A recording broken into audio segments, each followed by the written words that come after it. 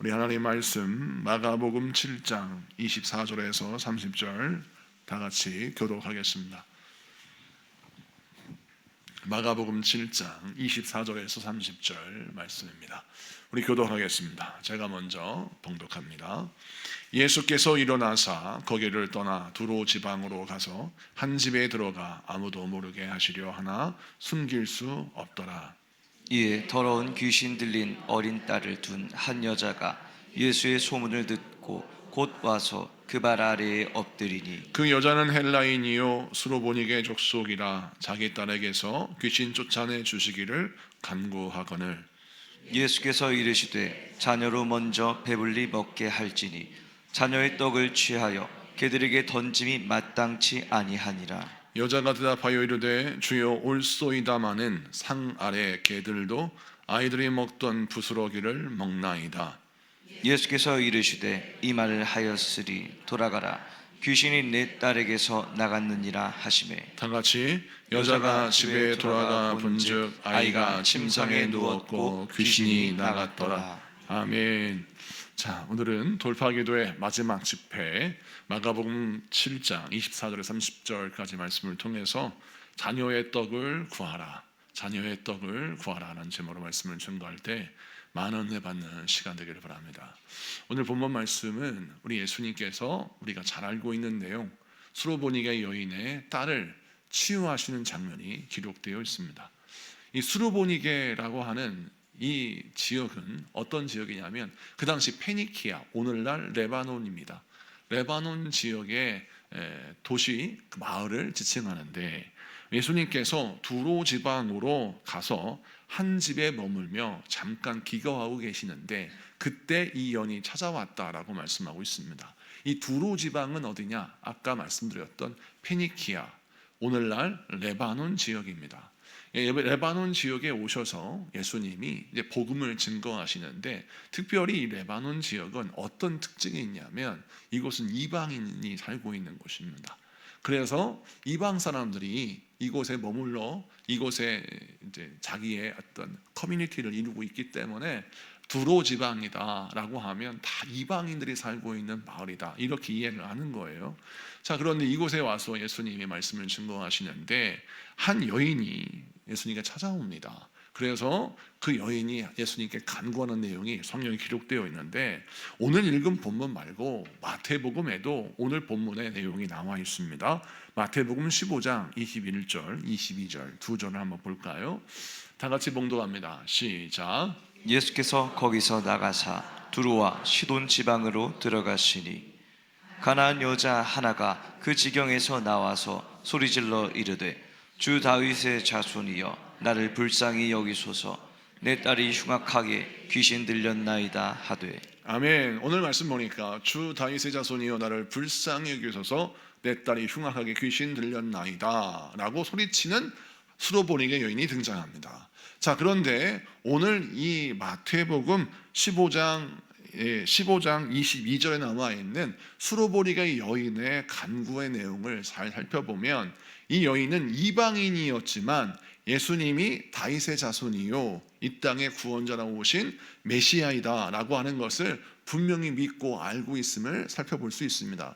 여러분, 유대인 그리고 하나님의 말씀을 잘 알고 있는 사람들이 메시아를 표현할 때 다윗의 자손이라고 표현합니다. 이 다윗의 자손이라는 말은 이 땅에 메시아로 오신 그리스도요 이런 뜻이죠. 자, 그런데 이렇게 이방인이 예수님을 정확하게 어떤 분인지 알고 있고 또 예수님께 기도하면서 간구하면서 울부짖으면서 뭐라 하느냐? 나를 불쌍히 여기소서라고 합니다. 나를 불쌍히 여기소서라고 하는 말을 헬라어로 잘 해석하면 엘레센메라고 해서 영어 성경이 이걸 직역했습니다. 영어 성경 버전을 좀 볼게요. 22절 말씀 보니까 Lord Son of David, 다윗의 자손이여 have mercy on me, 나를 불쌍히 여겨주세요 라고 하는데 여기에서 on me, 나를 불쌍히 여겨달라고 하는 이 표현을 우리가 주목해야 합니다.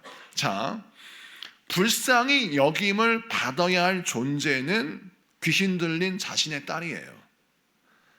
수로보니게 여인, 이 어머니는 귀신 들려 있지 않습니다. 누가 불쌍히 여김을 받아야 되냐면 귀신 들린 자기 딸이 불쌍히 여김을 받아야 되고, 주의 능력이 누가 필요하냐면 엄마가 아니라 딸인 거예요. 그런데 오늘 본문 말씀을 보면 이 수로보리게 여인이 딸의 문제를 나의 문제로 가지고 주님께 나와서 나를 불쌍히 여기는 것이 곧 내 딸을 불쌍히 여기는 것이고 내 딸을 살리는 것이 나를 살리는 것입니다 라고 하는 표현을 한다는 거예요. 우리가 이 말씀을 그냥 무심코 넘어갈 수 있지만 이 헬라어 표현은 어떤 의미를 우리에게 말씀하고 있냐면, 내 사랑하는 딸의 문제를 나의 문제로 끌어안고 기도하는 그 어머니의 절절한 믿음이 오늘 이 말씀에 담겨 있고, 이 믿음 때문에 우리 주님께서 이방 땅에서 이 여인의 믿음을 드러내시고자 이 여인과 만나시고 이 여인과 대화를 나누시는 것입니다. 사랑하는 성도 여러분, 예수님의 시선을 고정시키는 믿음의 기도가 어떤 기도냐? 사랑하는 내 가족들의, 사랑하는 내 사람들의 기도의 제목을 나의 제목으로 삼고 그들의 아픔이 나의 아픔인 것처럼 느껴지는 그 애절함이 있을 때 우리 하나님이 그 사람의 기도에 주목하시는 겁니다. 사랑하는 성도 여러분, 우리가 가족들을 사랑한다고 말하지만 평소에 그 가족들을 사랑하는 그 사랑이 어디까지 승화되고 어디까지 나아가야 되냐면, 예수님께 나와 기도할 때 내 사랑하는 남편과 아내, 내 자녀의 기도의 제목을 마치 나의 기도 제목처럼 끌어안고 기도할 때 내 자녀의 형편이 강 건너 물 건너가 아니라 내 자녀의 형편이 정말 이대로는 안 되겠는 거예요. 하나님의 은혜가 필요하고 이대로 걷다가는 큰일 나겠는 거예요. 그 자녀는 그런데 아무런 문제의식을 느끼지 못하고 귀신내에 붙들려 있어서 자기 문제를 가지고 예수님께 나아갈 수가 없는 겁니다. 그래서 그 자기의 문제를 가지고 예수님께 나아갈 수 없는 귀신 들린 자기 딸의 문제를 자기의 문제로 끌어안고 기도하는 이 여인의 모습을 통해서 우리가 어떻게 기도해야 되느냐? 내가 기도하고 있는 그 사람은 자신의 문제를 가지고 예수님께 나아올 수 있는 능력이 없어요. 여러분이 중보하며 기도하는 사람들 대다수는 자신이 지금 치료가 필요하고 자신이 지금 해방과 노임이 필요하고 하나님의 강력한 능력이 필요한지를 본인은 못 느낍니다. 왜? 오늘 말씀에 귀신 들린 딸처럼 무언가에 붙잡혀 있기 때문에 그렇습니다.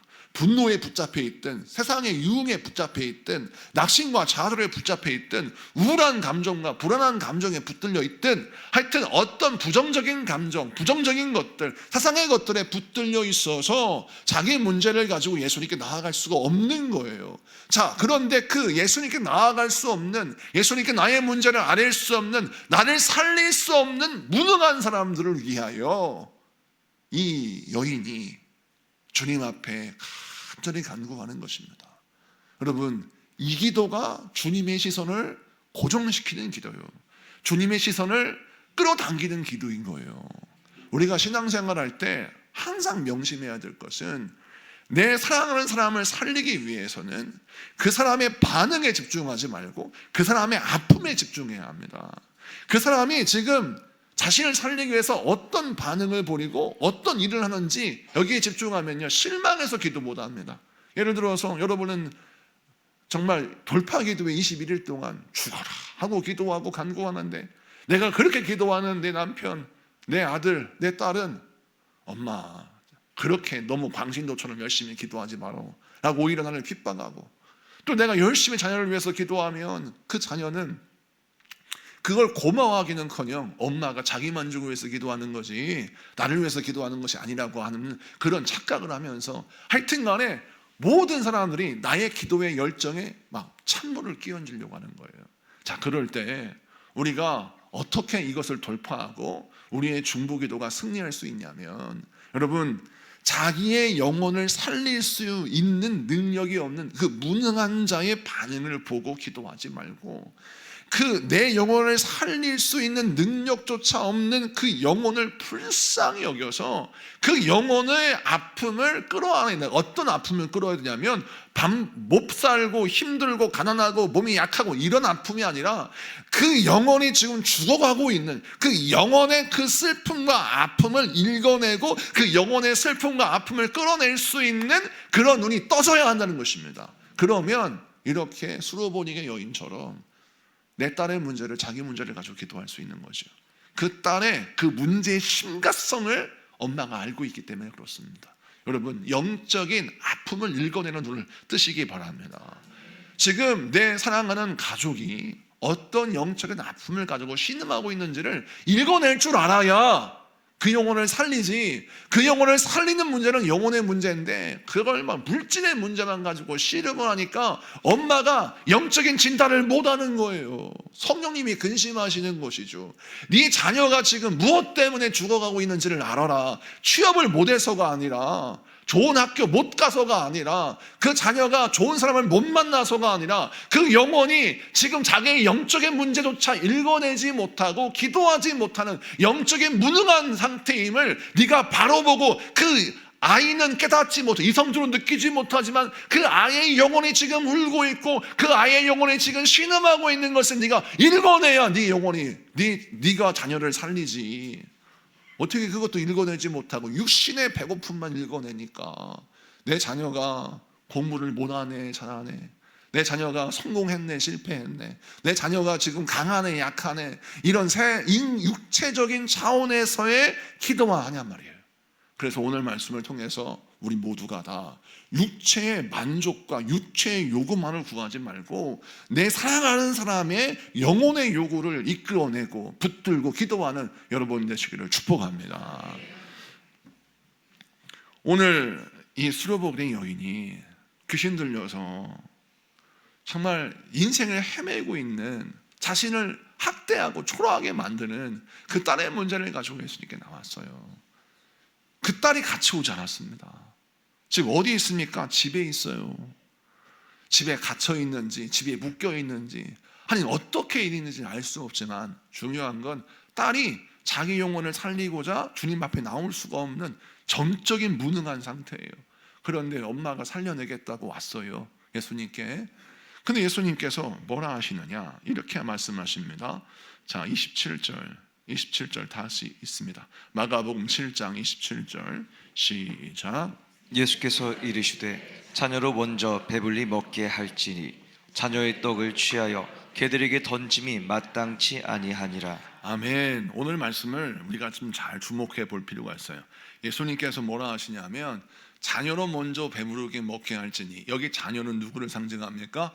유대인을 상징하는 것처럼 보여요. 여러분, 지금 예수님은 수로보니가 여인의 믿음을 이끌어내고 그의 믿음의 신앙의 간증을 이끌어내서 모든 사람들에게 본보기로 그의 간증을 보여주려고 예수님이 일부러 이렇게 말씀하시는 것이지만, 우선 지금의 말씀을 보면 자녀는 유대인을 상징합니다. 그럼 개는 누굴 상징할까요? 이방인을 상징하는 거죠.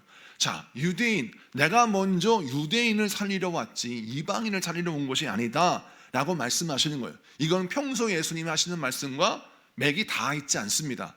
예수님의 말씀이 사실 이상하죠. 예수님께서 일부러 억지를 부리시는 것처럼 수로보니게 여인의 마음에 일부러 실망을 안겨다 주는 말씀을 하세요. 일부러 수로보니 여인의 마음속에 시험을 주는 말씀을 하세요. 여기는 어떤 의도가 있겠죠. 자, 그런데 오늘 말씀에 보니까 여자가 대답하여 이르되 주여 올소이다마는 상 아래 개들도 아이들이 먹던 부스러기를 먹나이다. 여기서 주목할 것이 무엇이냐면 아이들이 먹던 이 아이들은 누굽니까? 예수님의 말씀하시는 주인의 자녀, 그러니까 유대인들을 말하죠. 유대인이 먹던 부스러기, 이 먹던 부스러기는 뭡니까? 그들이 먹는 떡을 말합니다. 부스러기라도 하면 떡이에요. 자녀의 떡입니다. 자, 개들도 자녀의 떡을 먹습니다. 이런 표현이에요. 자, 그런데 여기에서 우리가 이 성경 전체 내용을 좀 살펴볼 필요가 있는데, 지금 예수님은 이 여인의 어떤 믿음을 갖고 있는가를 잘 드러내시기 원하시는데 이 성경이 마가복음 7장이에요. 이 마가복음 7장 이 사건 앞에 뭐가 있었어요? 오병이어의 기적이 있었죠. 그리고 마가복음 8장에 보면 칠병이어의 기적이 있습니다. 여러분, 성경에 오병이어의 기적만 있는 게 아니라 칠병이어의 기적도 있어요. 근데 오병이어의 기적은 이 사건 앞에 있고 칠병이어의 기적은 이 사건 뒤에 있어요. 자, 그래서 오늘 사건은 오병이어와 칠병이어 사건의 샌드위치 가운데 딱 이 사건이 존재하고 있습니다. 근데 오병이어의 사건이 일어난 장소는 어디냐? 베세다 근처 유대인의 마을이에요. 그래서 유대인의 마을에서 물고기 2마리와 떡 5개로 남자만 5,000명을 먹이시고 12강주리가 남았어요. 그 12강주리는 12지파, 유대인 12지파를 상징하는 숫자이기도 하고, 이 12강주리가 남았다라고 하는 것은 사실은 온 인류를 구원하시기 위하여 이 땅에 오신 예수님의 메시아 되심을 드러내신 것인데, 그런데 칠병의 기적이 또 한 번 일어난다는 거예요. 마가복음 8장에 보면 이 칠병이요, 물고기 2마리와 떡 7개로 남자만 4,000명을 먹이는 기적이 일어납니다. 근데 여기서 주목해야 할 것이 칠병이어의 기적이 일어나는 장소가 어디냐?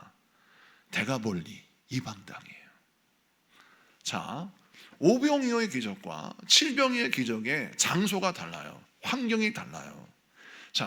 오병이어는 유대인의 땅, 칠병이어는 이방인의 땅. 그런데 예수님이 요한복음에서 이 오병이어의 기적을 해석해 주시면서 이 떡은 무엇을 상징한다 했습니까? 생명의 떡을 이야기하고, 그 생명의 떡은 이 땅에 생명으로 오신 예수 그리스도를 상징하며, 예수 그리스도의 복음의 말씀이 생명의 떡이라고 말씀하고 계세요. 그런데 우리가 주목해야 할 것이 예수님의 그 생명의 떡은 유대인의 땅에서만 주어지는 것이 아니라 이방인의 땅에서도 똑같이 주어진다는 거예요. 할렐루야. 순서만 다를 뿐이지 그 생명의 떡의 질이나 그 생명의 떡의 가치는 변함이 없다라는 겁니다. 사랑하는 성도 여러분, 우리 예수님이 왜 이렇게 기적을 행하십니까? 왜 행하십니까? 이유는 뭐냐면, 우리가 인생을 살면서 환경 때문에 내 인격이 결정되고 환경과 상황 때문에 내 삶의 질이 결정되는 사람이 굉장히 많아요.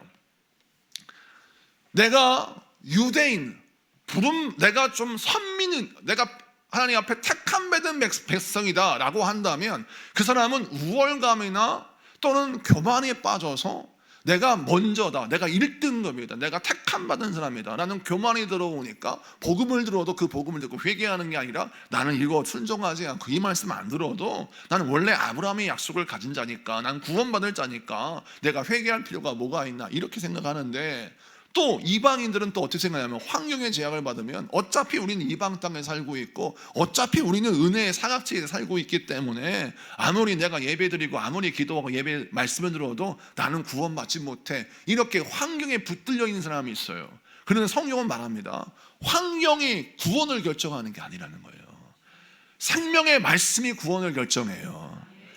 그 생명의 말씀이 옥토에 떨어져도, 이방 땅에 떨어져도 그 생명의 떡을 먹고 마시는 자는, 할렐루야, 구원을 얻고 생명을 얻고 은혜를 얻는 거예요. 여러분, 칠병이어의 기적, 떡 7개와 물고기 2마리로 남자만 4,000명을 먹이시는 기적이 일어난 다음에 광주리가 몇 개가 남냐면 7개가 남아요. 7개의 광주리는 모든 학자들이 똑같이 해석합니다. 완전한 하나님의 말씀의 역사를 상징한다는 거죠. 완전수 7. 그래서 이것을 통해서 우리 예수님이 우리에게 주시는 메시지가 무엇입니까? 너희가 이방 땅에 살고 있다 할지라도, 너희가 하나님의 약속의 백성이 아니라 할지라도 생명의 말씀을 듣고 믿고 받아 먹기를 사모하는 모든 자에게 우리 주님은 부족한 말씀을 주시는 것이 아니라 어떤 말씀을 주세요? 완전한 말씀을 주신다는 것입니다.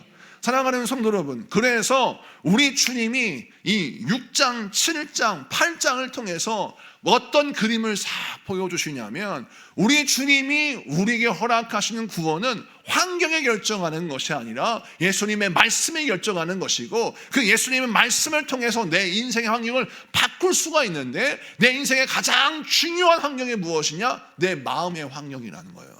많은 사람들이 외적인 환경에만 집중합니다. 그래서 외적인 환경을 바꾸려고 막 노력해요. 좋은 직장을 가지려고, 좋은 사업장을 가지려고, 또 좋은 어떤 학벌을 가지려고, 좋은 어떤 관계를 가지려고, 내 인생의 환경을 가지려고 외적인 것에 막 집중을 해요. 그런데 여러분, 가장 중요하게 여겨야 할 환경은 내 마음의 환경이에요. 내 마음의 환경을 어떻게 조성하냐에 따라서 그 사람이 살기도 하고 죽기도 하고, 성공하기도 하고 실패하기도 하고, 부하기도 하고 가난하게 하기도 하고, 하나님께 영광을 드러내기도 하고 하나님의 근심이 되기도 합니다. 마음의 환경을 어떻게 결정하느냐가 되게 중요한데, 우리 주님의 말씀합니다. 유대인이든 이방인이든, 선택받은 사람이든 선택받지 않은 사람이든, 자녀 취급을 받든 개 취급을 받든, 이건 외부적인 환경이고, 마음의 환경, 마음의 밭이 옥토요 아름다운 하나님의 집인 사람이 있다라는 거예요. 그게 누구냐? 수르보니게 여인이라는 것입니다. 그는 비록 두롭 땅에 살고 있고 페니키아 땅에 살고 있으며 이방 땅에 살고 있는 여인이지만, 그녀의 마음만큼은 하나님의 나라가 있는 거예요. 그녀의 마음만큼은 하나님의 집이 있는 것이죠. 그래서 그는 외적인 환경이 그의 인생의 질을 결정하지 않고, 외적인 배경이 그의 인생의 어떤 존재의 가치를 결정짓지 못하더라는 겁니다.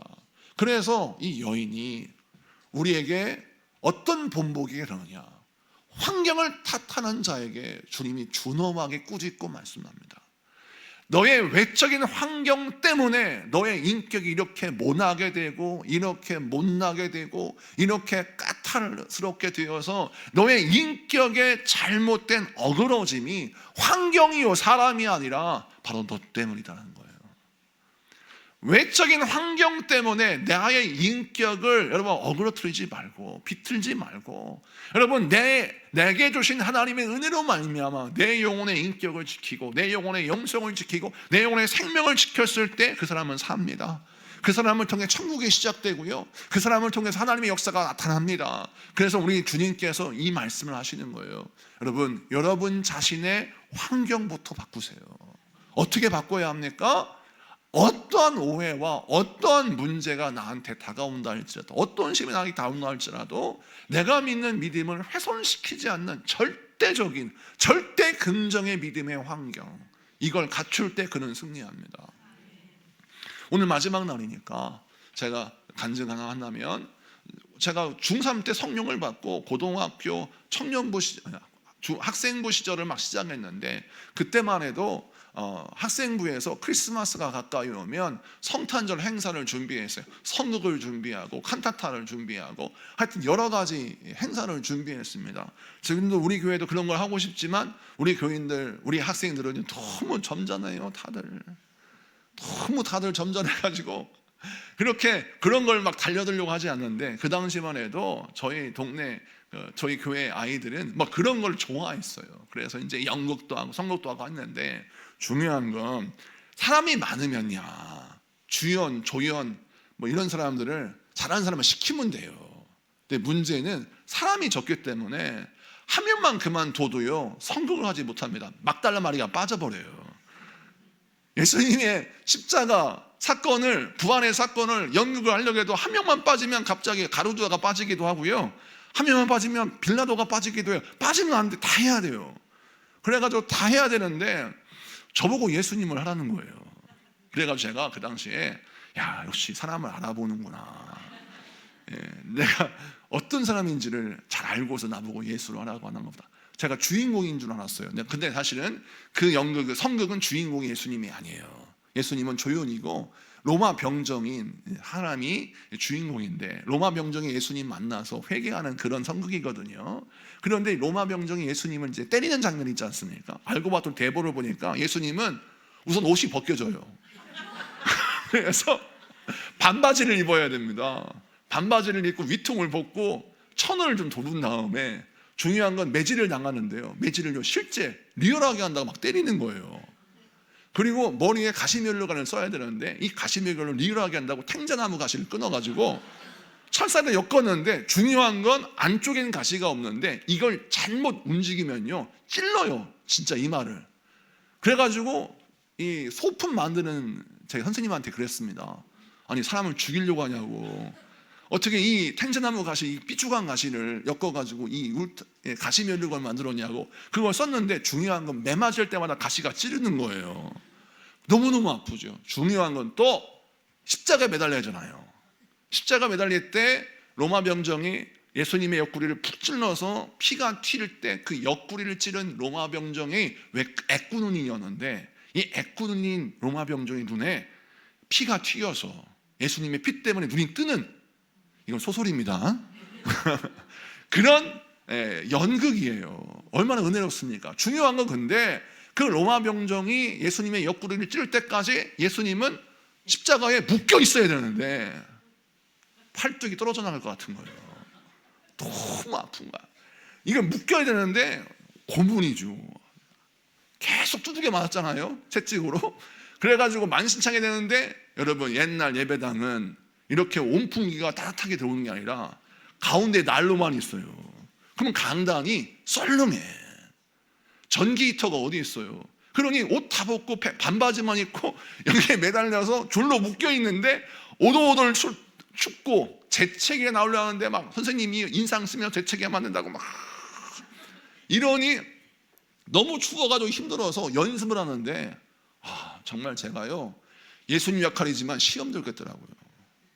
시험 들겠어. 그래서 못하겠다는 말이 이만큼 나와요. 근데 우리 선생님이 항상 하는 말이, 준이야, 가장 하나님이 기뻐하시는 사랑하는 사람이 누군지 아니? 저 몰라요. 절대 긍정인 사람이야.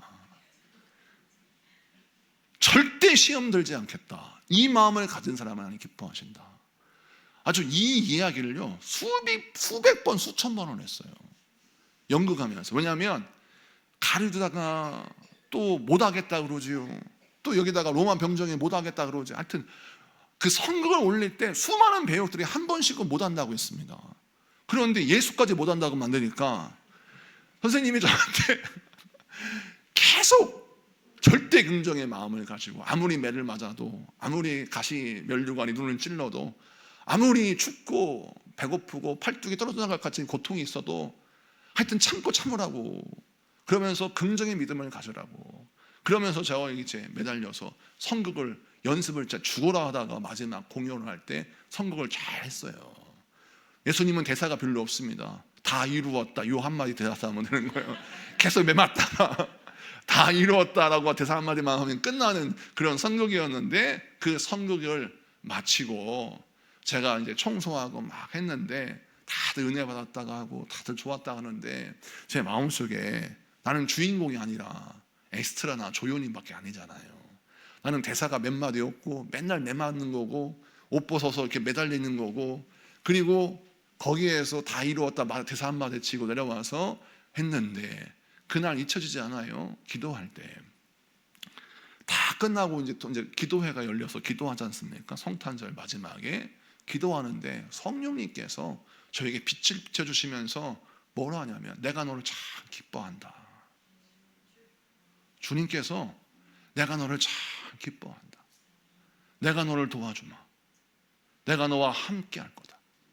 우리 주님께서요, 분명한 은성을 주시면서 찬란한 빛이 제 안에 쏟아지는 것을 경험했어요. 제가 그래서 눈을 떴어요.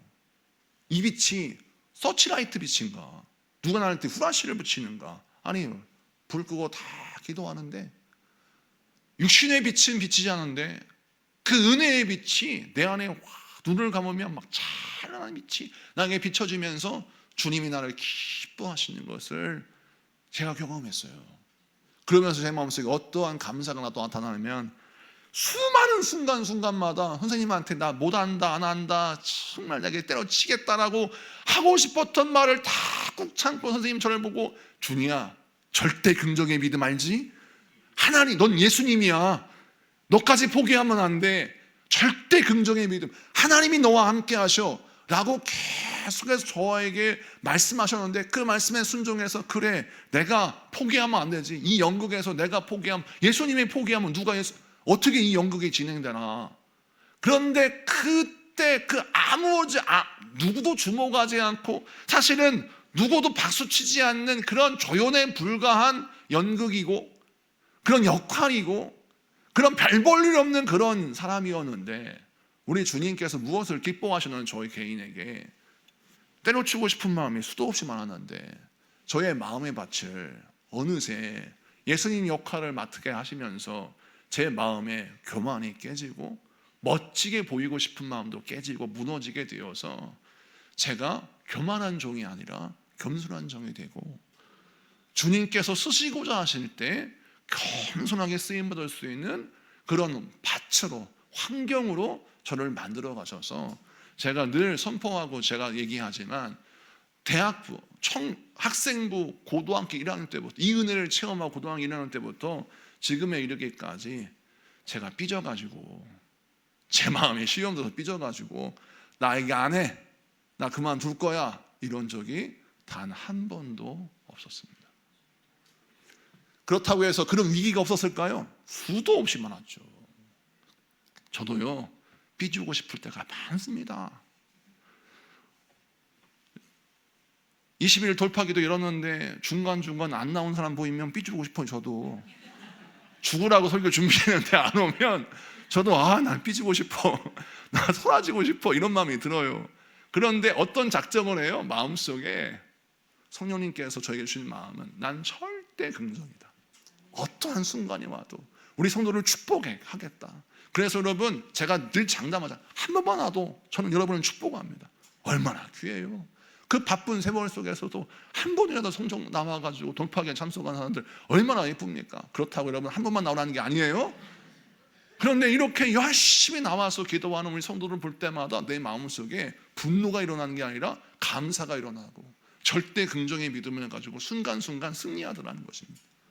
사랑하는 성도 여러분, 오늘 말씀을 통해서 저와 여러분이 어떤 마음의 자세를 가지고 있어야 합니까? 여러분 마음의 환경을 바꾸세요. 여러분 마음의 환경을 하나님이 복 주실 수밖에 없는 환경을 만드십시오. 오병이어의 기적만 일어난 게 아니라 7병의 기적이 지금 기다리고 있는 겁니다. 이 고비만 넘어가면 7병의 기적이 우리의 이방 땅에도 펼쳐집니다. 남의 땅의 잔치인 줄 알았는데 우리 이방 땅의 잔치가 열리는 거예요. 이제 조금만 있으면 7병의 기적이 일어납니다. 그러므로 우리 신앙생활을 이제부터 외적인 환경만 바꾸려고 하지 말고 내 마음의 환경부터 바꿔서 믿음을 승리하는 여러분에게 축복합니다. 자, 오늘 이 수로보리 여인의 믿음의 고백이 얼마나 귀합니까? 개도 주인의 자녀의 먹던 떡의 부스러기도 먹습니다. 그것이라도 주십시오 라고 구합니다. 이때 예수님 뭐라 하십니까? 성경 말씀 보겠습니다. 29절 다 같이 읽습니다. 시작. 예수께서 이르시되 이 말을 하였으니 돌아가라 귀신이 내 딸에게서 나갔느니라 하시매. 아멘. 자, 예수님께서 뭐라 하시냐면 돌아가라 귀신이 내 딸에게서 나갔느니라. 아멘. 여기에서 잘 보세요. 예수님이 같이 가지 않으셨습니다. 그냥 너 돌아가, 귀신이 다 떠나갔어. 자, 우리는 이 말씀이 귀한 말씀이에요. 은혜의 말씀이에요. 축복의 말씀이어서 나에게도 이런 말씀 주셨으면 좋겠지만 그 상황을 잘 보면 예수님이 같이 가셔야 내 딸이 사는데 예수님 같이 안 가시고 말씀으로만 너 돌아가라, 네 딸의 귀신이 나갔다라고 말씀합니다. 자, 이런 상황이 수로보리의 여인에게는 익숙한 상황이 아니고 익숙한 응답이 아니에요. 정말 듣도 보도 못했던, 한 번도 경험하지 못했던 예수님의 치유의 방식이에요. 응답의 방식이에요. 새로운 은혜인 것입니다. 그러나 이 여인이 어떻게 했어요? 그 말씀에 순종하여 집에를 갔어요. 이것이 믿음이에요. 내가 수용할 수 있는 응답이 아닙니다. 한 번도 경험해 보지 못한 방식이에요. 그래서 예수님의 말씀이니 이 여인이 어떻게 했어요? 그 말씀에 순종해서 집에 갔어요. 그러자 집에서 무엇을 목격합니까? 자기 딸이 깨끗이 나았음을 목격했습니다. 어떻게 이런 믿음을 가지게 되었을까요? 오늘 말씀에 나와 있습니다. 성경 말씀 보니까 이 여인이 어떤 믿음을 갖고 있냐면 28절에 이렇게 하고 있어요. 주여 올소이다. 아멘. 할렐루야. 이 여인은 모든 상황과 모든 말씀과 모든 응답에서 주여 올소이다, 이 믿음이 있어요. 주님은 언제나 옳습니다. 내가 이해하는 방식이 아니고, 내가 납득할 수 있는 방식이 아니고, 내가 수용할 수 없는 요구라 할지라도 주님은 언제나 옳습니다 라고 믿고 나가는 이 믿음이 주님께서 드러내고 자랑하시고 싶은 믿음이에요. 수르보니게 여인의 이 믿음을 주님은 너무 기뻐하셨어요. 그래서 다른 사람의 신앙의 간증도 있지만 이 수르보니게 여인의 신앙의 간증은 마태복음에서 또 마가복음에서 잘 기록해 놓고 있는 것입니다. 이유가 무엇입니까? 제자들아, 이 여인의 간증은 꼭 기록해라. 왜 그렇죠? 예수님, 왜 이 여인의 간증이 중요합니까? 이 여인의 믿음이 얼마나 훌륭하냐. 모든 사람들은 익숙한 방식의 응답인 줄 알아요. 내가 상상했던 방식으로 주님이 나에게 응답하실 줄 기대해요. 그런데 주님은 전혀 딴 방식으로, 전혀 생각하지 못했던 방법으로 우리를 인도하실 때가 있습니다. 그때마다 우리는 어떤 응답을, 어떤 신앙의 고백이 필요하냐면 주여 옳습니다. 주님, 언제나 주님은 옳습니다. 언제나 주님은 옳습니다 라고 고백하는 믿음이 있는 사람은 모든 문제를 풀 수 있는 열쇠를 가진 자예요. 오늘 이 말씀 붙들고 여러분 인생의 신앙의 고백이 하나님은 언제나 옳습니다 라는 믿음으로 승리하는 여러분에게 축복합니다. 말씀 마치고 정리합니다. 우리 주님은 유대인만 부르신 것이 아니에요. 이방인까지 부르셨습니다. 우리 주님의 생명의 떡은 차별이 없고, 우리 주님의 구원의 은혜는 여러분 사람을 가려서 주시지 않았습니다. 동일하게 주십니다. 근데 많은 사람들이 나에게 주어지는 환경 때문에 어떤 사람은 우월한 사람이 있는가 하면 어떤 사람은 열등감에 빠진 사람이 있습니다. 오늘 말씀을 기억하시고 여러분의 마음의 환경부터 믿음으로 바꿔서 여러분의 영혼이 환경의 질을 바꾸고 여러분의 영혼이 아버지의 말씀을 붙들고 승리하여서 남들은 경험하지 못하는 신비한 하나님의 방식으로 승리하고 응답받는 여러분의 인생의 찬란한 하나님의 복이 여러분의 복이 되기를 축복합니다. 이따가 찬양하고 우리 기도하겠습니다.